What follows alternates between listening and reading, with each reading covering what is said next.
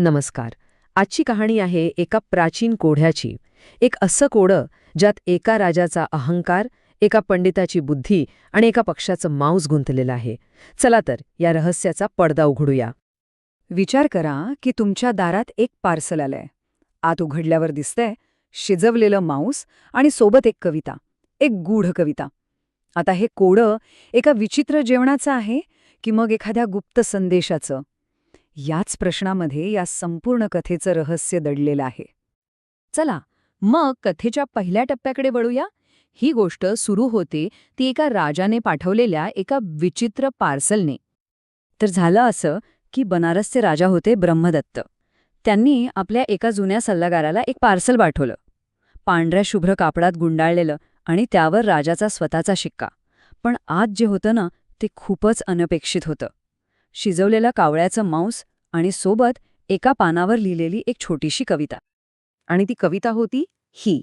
म्हणजे बघा, प्रत्येक ओळीत एक इशारा, एक संकेत होता. पण या विचित्र संदेशाचा अर्थ तरी काय होता? राजाला नेमकं काय सांगायचं होतं? बरं, हे कोडं का पाठवलं गेलं हे समजल्याशिवाय त्याचा अर्थ कळणार नाही. त्यासाठी आपल्याला थोडं मागे जावं लागेल. या कथेच्या पार्श्वभूमीमध्ये डोकावून बघावं लागेल. गोष्ट अशी होती की बोधिसत्व हे राजाचे सगळ्यात हुशार आणि विश्वासू सल्लागार होते.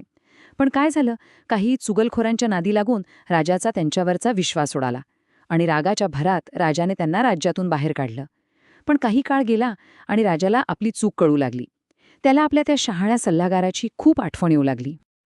आणि इथेच तर सगळा पेच होता.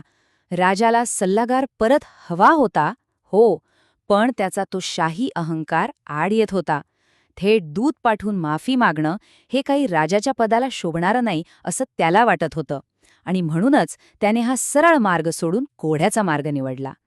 ठीक आहे, तर आता आपल्याला पार्श्वभूमी कळलेली आहे आणि याच माहितीच्या आधारावर आता आपण राजाच्या त्या गुप्त संदेशाचा अर्थ लावू शकतो. चला तर मग हे कोडं सोडवूया. राजाच्या कवितेत मुख्यत्वे 3 इशारे होते. आपण काय करूया, एक एक करून प्रत्येक संकेताचा अर्थ समजून घेऊया. पहिली ओळ ती एका जुन्या म्हणीवर आधारित आहे. काकपेय्या हा शब्द अशा नद्यांसाठी वापरला जातो ज्या पुरामुळे इतक्या तुडुंब भरलेल्या असतात की कावळा अगदी काठावर उभा राहून मान वाकवून पाणी पिऊ शकतो. हा होता पहिला संकेत. दुसरी ओळ ती सुद्धा एका म्हणीशी जोडलेली आहे. काकगुह्य म्हणजे इतकं उंच वाढलेलं पीक की त्यात एखादा कावळा अगदी सहज लपून जाईल, कोणाला दिसणार पण नाही. हा झाला दुसरा संकेत. आणि तिसरी ओळ ही एका लोकसमजुतीवर आधारलेली आहे. जुन्या काळी असं मानलं जायचं की कावळ्याच्या विशिष्ट ओरडण्यावरून एखादा प्रवासी येणार आहे याचे संकेत मिळतात. तर ह्या तिन्ही संकेतांना एकत्र जोडलं तर उत्तर काय मिळतं? अगदी बरोबर, कावळा. राजाच्या त्या कोड्याचं उत्तर होतं कावळा. आणि आता येतो तो क्षण जिथे ह्या सगळ्या गोष्टींचा उलगडा होतो. कोड्याचं उत्तर होतं कावळा आणि पार्सलमध्ये काय होतं? कावळ्याचं मांस. म्हणजे बघा, राजाने शब्दांच्या कोड्याला एका प्रत्यक्ष वस्तूची कशी जोड दिली होती. राजा तर हुशार होताच, पण त्याचा सल्लागार काही कमी नव्हता. त्याने राजाचा संदेश अगदी बरोबर ओळखला आणि त्याला उत्तरही तितकंच मार्मिक दिलं. हे होतं त्या शहाण्या पुरोहिताचं उत्तर. या कवितेतूनच त्याने राजाला कळवलं की संदेश पोचलाय आणि तो परत यायला तयार आहे. त्याच्या उत्तराचा अर्थ अगदी स्पष्ट होता.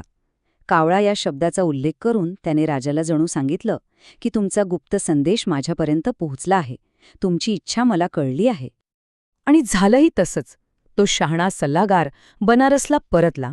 राजानेही मोठ्या आनंदाने त्याचं स्वागत केलं आणि त्याला पुन्हा एकदा मुख्य राजपुरोहिताचं पद बहाल केलं. पण ही गोष्ट फक्त एका कोड्याची आणि त्याच्या उत्तराची नाहीये. या प्राचीन कथेच्या मागे एक खूप मोठा आणि खोल अर्थ दडलेला आहे. हे समजून घेणं महत्त्वाचं आहे की ही कथा जातक कथांपैकी एक आहे. जातक कथा म्हणजे काय?